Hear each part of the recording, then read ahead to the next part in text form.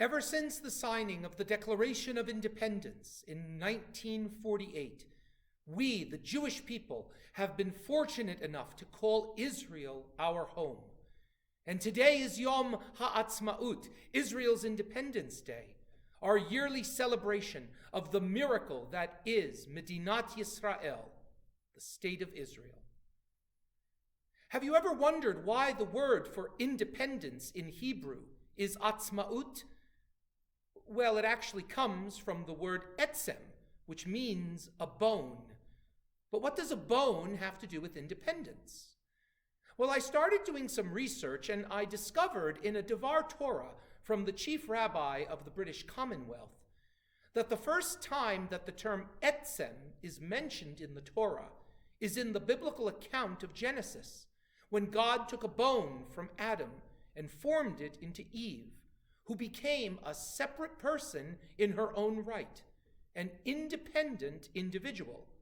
Hence the connection between etzem, bone, and atzmaut, independence.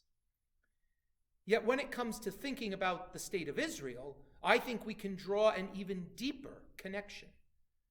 The prophet Ezekiel, in one of his visions, described for us a remarkable valley full of dry bones. These bones were the shattered and disregarded hopes of the Jewish people in the prophet's time. Yet the prophet saw that these bones would live again. They would be able to rise from the ground, become a people once more, and march home toward the land of Israel, the land of their ancestors. And isn't that exactly what happened in the 1940s?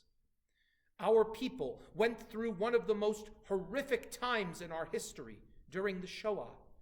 Yet, within just a few years of the conclusion of the Second World War, we saw a miraculous journey from the despair of our experiences in the Shoah to the exhilaration of our celebrations of independence as a free people in a free land, from atzamot to atzmaut.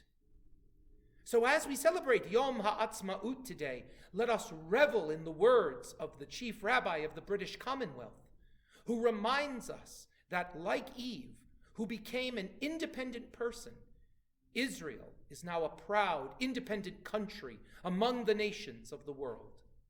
Let us celebrate the transition from darkness to light, and let us also count our blessings to have Israel as a central feature and an important part of our existence as a people. I wish you all a Yom HaAtzmaut Sameach.